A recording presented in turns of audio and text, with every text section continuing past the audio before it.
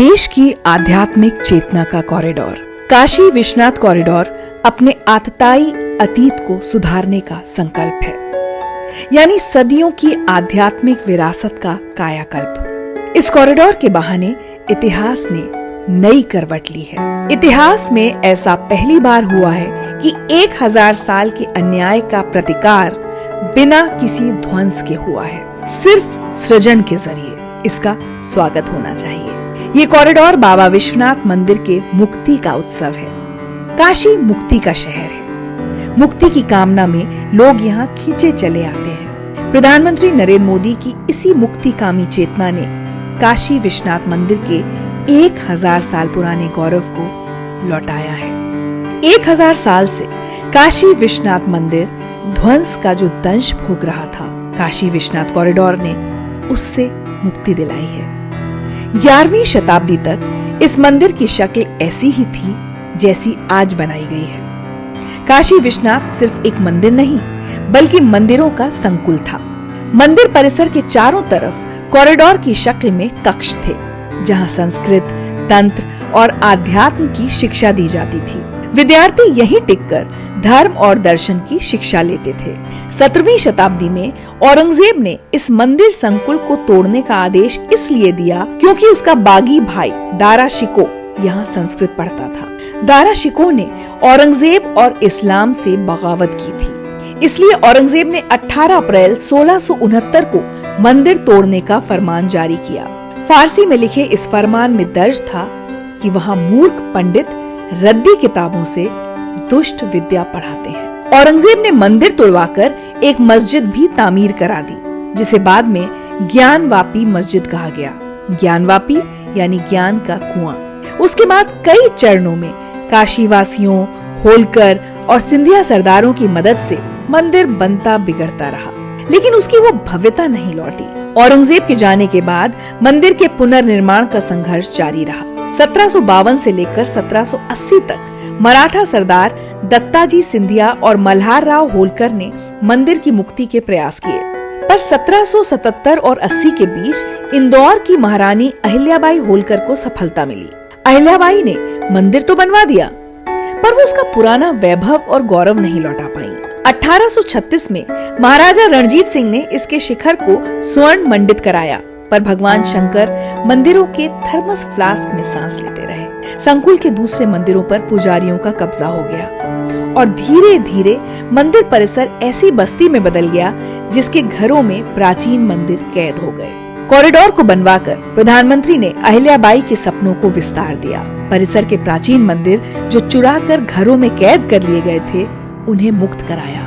इतिहास के अपने प्रस्थान बिंदु होते हैं। काशी विश्वनाथ मंदिर के निर्माण का यह तीसरा प्रस्थान बिंदु है। जब भी इतिहास में इसका जिक्र आएगा, मंदिर का पुनरुद्धार करने वाली अहिल्याबाई होलकर, इसके शिखर को स्वर्ण मंडित करने वाले महाराजा रणजीत सिंह और मंदिर को उसकी ऐतिहासिक, धार्मिक और सांस्कृतिक आभा लौटाने वाले नरेंद्र मोदी का नाम सामने होगा। आज जिस काशी विश्वनाथ मंदिर संकुल या कॉरिडोर का निर्माण हुआ है, वह 1000 साल से विध्वंस की विभीषिका झेल रहा था। शास्त्र बताते हैं कि मनुष्य की उत्पत्ति से पहले काशी की उत्पत्ति हुई थी। शिव आदि देवता हैं और ये शिव की नगरी है। कह सकते हैं कि हिंदू धर्म की जड़ें अयोध्या, मथुरा से ज्यादा काशी विश्वनाथ में गहरी हैं। राम का व्यक्तित्व मर्यादित है, कृष्ण का उन्मुक्त और शिव असीमित व्यक्तित्व के स्वामी हैं। वे आदि हैं और अनंत भी। बाकी सब देव हैं, वे महादेव। इसलिए काशी विश्वनाथ से जनमानस का जुड़ाव ज्यादा है। सबसे पहले इस मंदिर के टूटने का उल्लेख 1034 में मिलता है। 11वीं सदी में राजा हरिश्चंद्र ने इस मंदिर का जीर्णोद्धार करवाया। 1194 में शहाबुद्दीन गौरी ने इसे लूटने के बाद तोड़ा। स्थानीय लोगों ने इसे फिर बनवाया।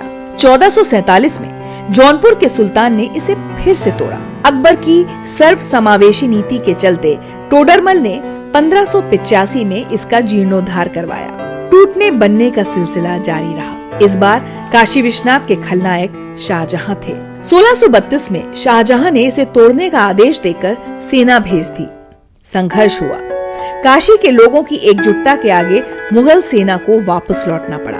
हालांकि इस संघर्ष में काशी के 63 मंदिर शहीद हुए।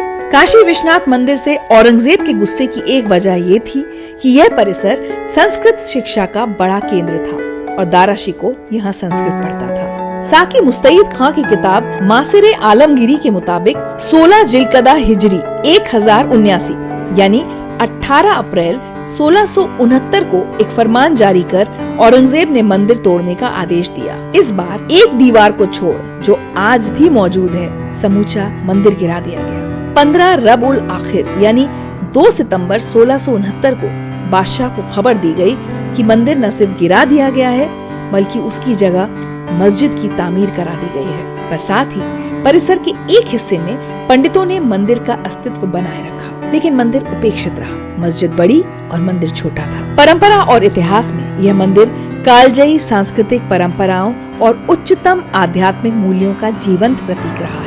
यही समृद्ध परंपरा यहाँ देश भर के संतों को खींच कर लाती रही है। जैन, आदि शंकराचार्य, रामकृष्ण परमहंस, स्वामी विवेकानंद, गोस्वामी तुलसीदास, महर्षि दयानंद सरस्वती, गुरु नानक सब यहाँ आए। सबकी आंखें यहीं खुली। फरवरी 1916 में महात्मा गांधी काशी हिंदू विश्वविद्यालय के स्थापना सम्मेलन में गए। बीएचयू में अपने संबोधन से एक दिन पहले गांधी काशी विश्वनाथ मंदिर गए। मंदिर की गंदगी ने उन्हें उद्वेलित किया। मंदिर की दशा की दिलचस्प तुलना उन्होंने भारतीय समाज से की। बीएचयू के अपने संबोधन में उन्होंने कहा, इस महान मंदिर में कोई अजनबी आए तो हिंदुओं के बारे में उसकी क्या सोच होगी, और तब जो वो हमारी निंदा करेगा क्या वह जायज नहीं होगी? क्या इस मंदिर की हालत हमारे चरित्र को प्रतिबिंबित नहीं करती?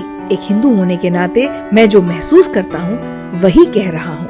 अगर हमारे मंदिरों की हालत आदर्श नहीं है तो फिर अपने स्वशासन के मॉडल को हम कैसे गलतियों से बचा पाएंगे? जब अपनी खुशी से या बाध्य होकर अंग्रेज इस देश से चले जाएंगे तो इसकी क्या गारंटी है कि हमारे मंदिर एकाएक पवित्रता, स्वच्छता और शांति के प्रतिरूप बन जाएंगे?